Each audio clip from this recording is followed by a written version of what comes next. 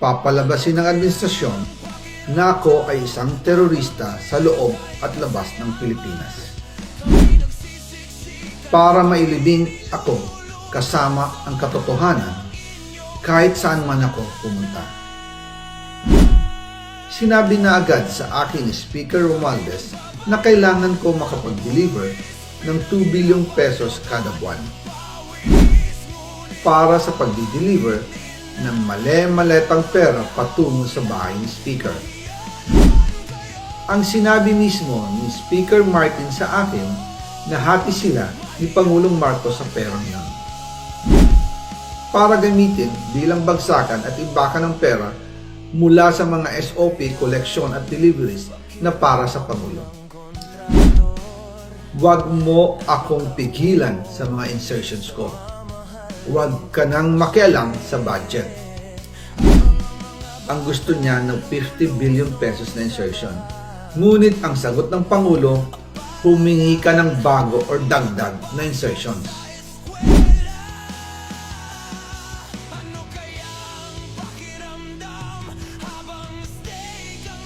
Magandang araw po sa inyong lahat. Bago ko ipagpatuloy ang aking paliwanag, nais ko munang magpasalamat sa inyo. Maraming salamat sa inyong bukas na isipan, sa inyong pasensya, at sa pagtanggap ninyo sa mga impormasyong aking ibinabahagi. Alam kong hindi madali ang mga paksang ito. Mabibigat at mahirap tanggapin. Hindi po ako makauwi dahil malaki ang banta sa buhay ko. Ngayon naman, ay meron kaming natanggap na balita. Papalabasin ng administrasyon na ako ay isang terorista sa loob at labas ng Pilipinas. Para mailibing ako kasama ang katotohanan kahit saan man ako pumunta.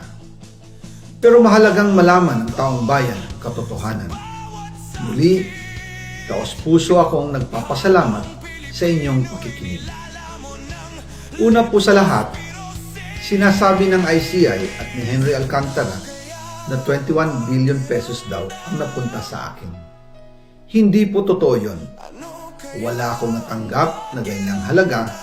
Ang totoo, mula 2022 hanggang 2025, ang kabuuang pera na dumaan sa akin para ibigay kay Pangulong Bongbong Marcos at kay dating Speaker Martin Romualdez ay umabot sa 56 billion pesos at hiwalay pa dyan ang 100 billion pesos insertion ng Pangulo sa 2025 budget.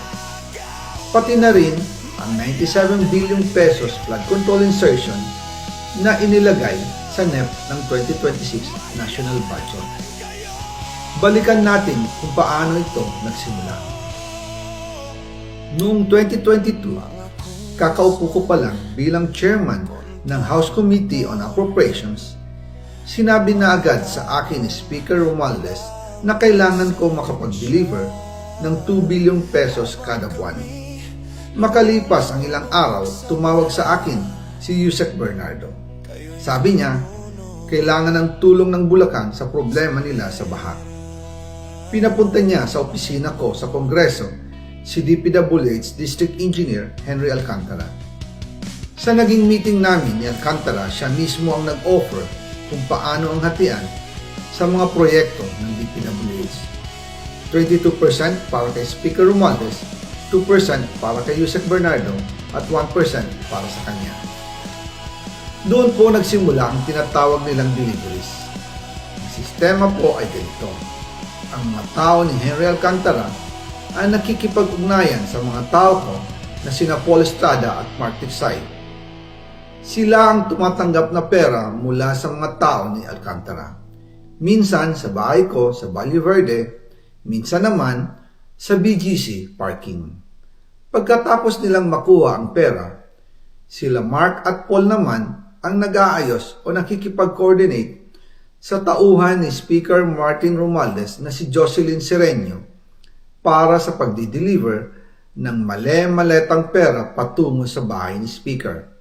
Una, sa North Forbes Park sa McKinley Drive at nang lumipat siya sa number 14 Nara Street, South Forbes Park. Gusto ko pong linawin, hindi ako nakikialam sa mismong proseso ng paghatid. Dumaan lang po sa akin ang pera na agad dinideliver kay Speaker Romualdez. Ako lang po ang nagko-confirm sa text kay Speaker kapag nadala na ang pera sa bahay niya. At lahat ng ito, mula sa unang utos noong 2022 hanggang sa huling delivery noong 2025. Umabot sa mahigit 55 billion pesos plus ang naihatid sa bahay ni dating Speaker Martin Romualdez. Madalas hindi nabubuo ang hinihinging 2 billion pesos bawat buwan ni Speaker, kaya iyan ang final total. Ang sinabi mismo ni Speaker Martin sa akin na hati sila ni Pangulong Marcos sa perang yon. Ang listahan ng mga deliveries na ito, kung kailan, magkano, at saan dinala, ilalabas ko po kasabay ng video na ito. Noong November 2024, habang nasa proseso kami ng pagtatalakay ng budget, nakipag-meeting sa amin ni Speaker Martin si Yusek Jojo Cadiz. Sabi niya, masama raw ang loob ni Pangulong Marcos, wala raw siyang natatanggap na remittance. At dahil laging napapagalitan si Speaker Martin ang Pangulo mula September hanggang November, inutusan niya ako na mag-deliver ng 1 billion pesos para kay BBM.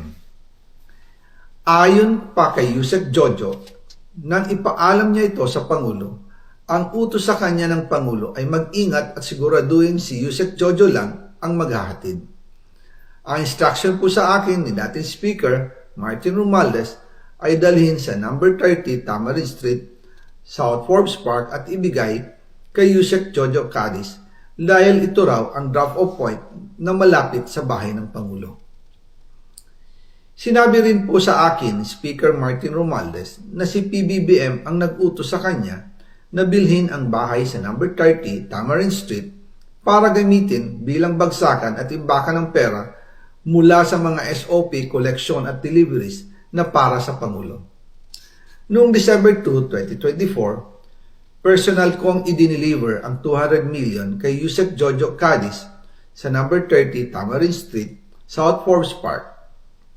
Ayon sa kanya, dadalhin daw niya ito sa bahay ng Pangulo sa number 41 Nara Street, South Forbes Park. Kasunod nito, noong December 5, 2024, muli akong nag-deliver ng 800 million sa parehong address at Yusek Jojo Cadiz pa rin ang tumanggap. Sabi niya, iyon naman ay dadalhin sa bagong bahay ng Pangulo sa South Forbes Park. Sa kabuuan, 1 billion pesos ang personal kong naihatid. Ako mismo ang nagbigay ng pera, kasama ang aking driver at mga tauhan. At lahat ito ay base sa direktang utos ni Speaker Martin Romualdez. At yan po nabuo ang kabuuang halagang 56 billion na ipinadala mula 2022 hanggang 2025.